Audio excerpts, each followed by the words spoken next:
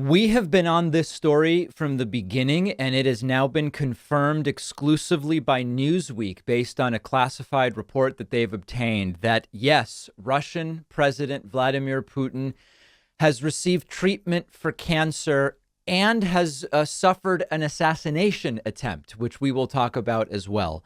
Now, if you've been watching our show, listening to the podcast, this general story would not be new to you. There are many media outlets that have not even talked about this possibility, but our audience, many of you will remember this. It seemed that something was wrong back on April 25th when we reported in a segment called Visibly Bloated Putin Grips Table for Support in New Video that something seemed very wrong. And that was after earlier speculation from some doctors in our audience that something seemed just not quite right with Vladimir Putin. Now, then in May, we reported on the belief that Putin had cancer. It was more specifically being discussed at that point in time. And 3 days after we did that video, Ukraine's head of intelligence, Major General Kirilo Budanov, told UK's Sky News that Putin was in, quote, a very bad psychological and physical condition, and he is very sick. But okay, I mean, that's Ukraine's head of intelligence. It may be accurate, but Ukraine may also have reasons to push that narrative. And the context here is very important because the question we've been asking is, why is Putin acting so seemingly belligerently? This invasion of Ukraine seems like a bad idea. It's now been going on even longer, and it's not clear that it's one that necessarily Russia's going to be able to, quote, win, at least not decisively, at least not without suffering massive losses on which we've already reported. So one of the theory, and I shouldn't say theory, even though I mean theory colloquially.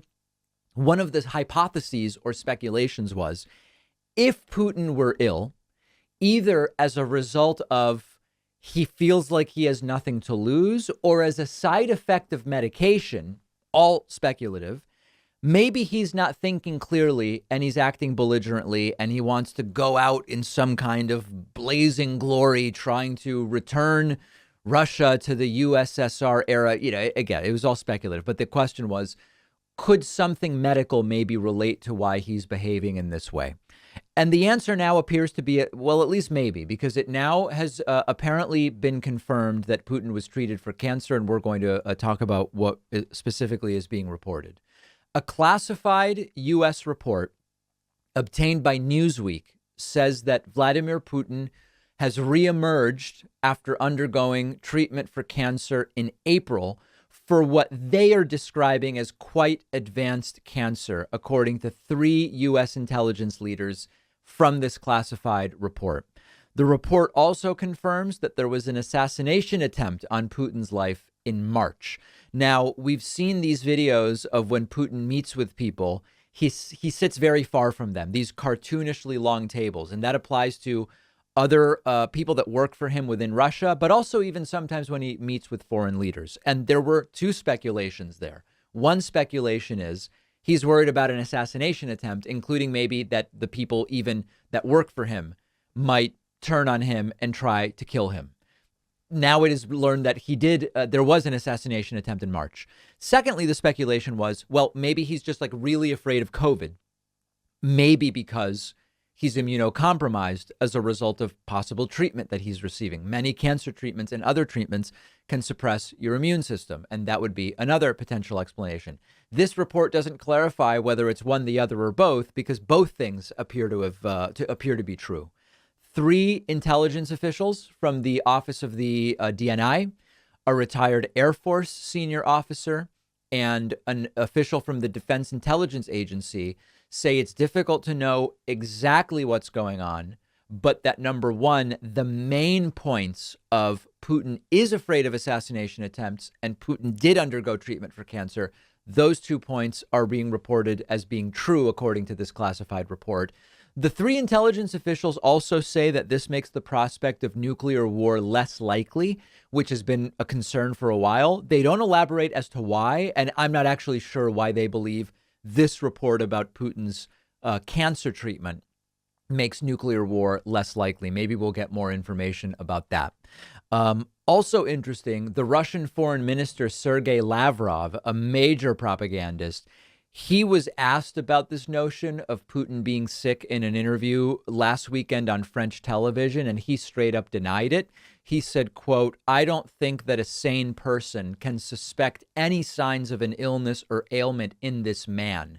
And if Sergei Lavrov is so vehemently denying something, it genuinely might point to it being true, because that the guy is just a constant and total liar. So the bottom line here, according to the Defense Intelligence Agency official, is Putin is definitely sick, but whether he is close to death is mere speculation. We just have no idea. Natural question: if someone has undergone cancer treatment, well, what type of cancer? Unclear. The speculation over the last 2 months has been prostate cancer, thyroid cancer, but it is merely speculation at this point. There have also been speculations about Parkinson's or something Parkinsonian. You could have cancer in Parkinson's. There are now, with the cancer piece more in focus, there's also speculation that the Parkinsonian appearance may have been a result of maybe medication or treatment. But again, there are lots of speculative elements. The one that seems to now be out of the realm of speculation and into the line of fact, based on the classified report, is, yes, cancer of some kind and treatment in April. Will we ever know the full truth? Maybe. I don't know. But a very, very interesting report. And it seems that what was believed early on indeed appears to be, at least to some degree, now confirmed. We've talked often about the Mediterranean diet. The Mediterranean diet, one element is olive oil, and many olive oils are adulterated with fillers. Other types of oils are made with oils that are old or low quality. Brightland is where you get the good stuff. Brightland is a California-based company offering authentic, fresh olive oils and vinegars made from local harvests, never over-processed, no fillers or artificial preservatives, because Brightland only works with small California-based family-run farms that don't use harmful chemicals. They pay all workers a living wage. Every bottle has a label with the harvest date. Olives are harvested early in the season, pressed within 90 minutes of harvest for the highest quality oil possible. Brightland sells an olive oil set called the Duo, which I've been using at home. It's unbeatable. One is called Awake. It's a robust oil for breads and soups. The other is called Alive. It's smoother, great for veggies and salads. Brightland ships to you in recyclable bottles that protect against UV light and in sustainable packaging. When you go to brightland.co/Pacman, you'll get 10% off the Duo. The link is down below.